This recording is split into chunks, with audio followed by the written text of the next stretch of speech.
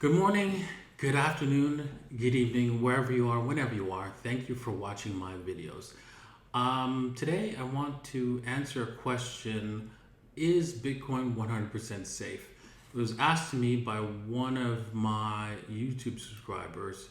And before I get into that, I want to show you that below all my videos, we will have post links of anything that we talk about in the videos, and also timestamps.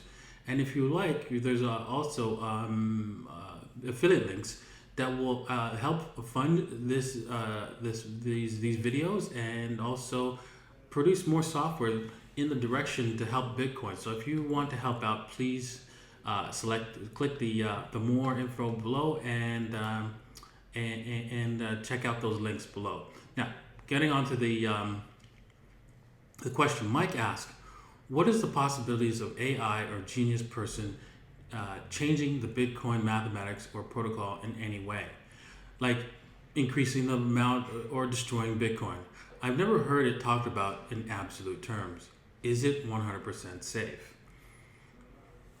And actually, the truth is nothing's 100% safe. For example, living on this planet is not 100% safe. You can be killed tomorrow by anything, or even for the fact that a planet-killing asteroid could come and destroy every human life on this planet. Now, is that probable? Not in your lifetime, probably not, right? But it is possible. Now, with that being said, it is not. It's very improbable that someone is able to crack the encryption of Bitcoin. Now, there's two separate points to this, right? This question here. One is he's saying that can somebody change the system? Yes, they can. I can go in, make the change to the Bitcoin protocol, and say, hey, this is the new Bitcoin. I'll download this right now. And people go, yeah, I'm not going to do that. And then the consensus algorithm prevents anyone from actually cheating the system. So, for example, if you try to send false Bitcoins, everybody else is just going to say, no, that's not correct, and ignore you. So, in that sense, that's not possible. Now, what the real question he probably wants to ask is the encryption 100% safe? Well, let's take a look at how this encryption is designed to see if that is true. So the encryption is broken up into two parts. One is a hash, which is your address. Your address is basically a hash of your public key. And the public key is just a ability to prove that you are the owner of those coins, and be able to prove that you can sign those coins to someone else. And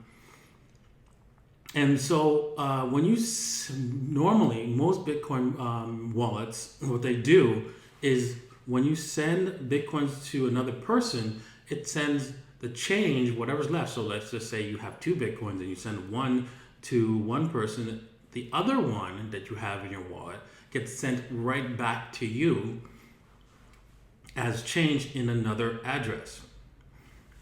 And the reason why Satoshi Nakamoto did that is because the public key and private key encryption behind the hash of your address will eventually, in time, get broken. Will it happen in your lifetime? Probably not.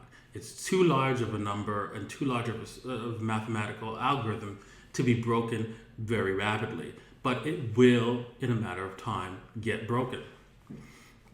So he understood that. So he put your public key inside of a hash. Now, a hash is basically a one-way encryption, meaning that you need to know the answer in order to get the result. So you need to know your public key in order to create the hash, which is the address that you give somebody to send you money. Now, once you've spent that money on the Bitcoin network, you have to broadcast your public key to the network to show, hey, you know what, I am definitely the owner, and here's my signature along with that public key, proving that I am the owner of that particular address. So your public key is not known at the time that somebody gives you an address. No one could look at the address and get the public key. Now, what is possible is that trying to reverse that particular hash algorithm will only result in trillions upon trillions of possibilities, and you need to come up with a system that will test every single possibility and then figure out which one's the right one, and obviously be able to go back to the private key. So let's just say there is a system that comes up with takes your public key and finds out the private key. Any kind of system that can do that will probably take a little bit of time. Maybe, I don't know, a couple of days, maybe even at best, at the first time that the encryption will be broken, it'll take maybe a couple of days. So imagine trying to come up with a multitude of answers and trillions of answers, and then trying to test every single one to see which one's right. Just not going to happen. So it's not probable that it's not impossible, it's just improbable that that's going to happen.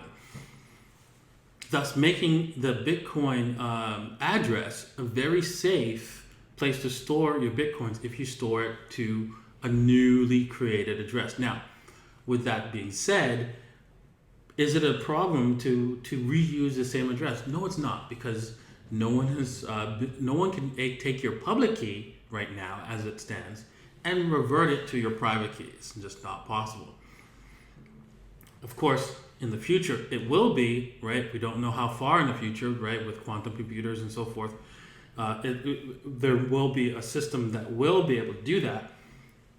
But that's so far off in the future, you do not need to worry about that. But as long as you use a normal wallet and you don't reuse addresses, you don't have to worry about it. And even if the protocol does, even if public key, private key protocol, the encryption does get broken, it will still take days or months or years or something like that in order for some system to actually convert to the private key. And by then, you will just say, okay, well, you know what, the network will switch over to another encryption algorithm. So most likely your money is completely safe, especially if you have small amounts. The only people that really have to worry about it is exchanges. So you don't have to worry about your Bitcoin being stolen from you. The possibility of such an event occurring is so minuscule, it's not funny. All right, well, with that said, if you've enjoyed my videos, please check out the video popping up right here. It's a great video, and I really enjoyed making it with Brian Beamish, and I hope you enjoy it as well. Thanks for watching.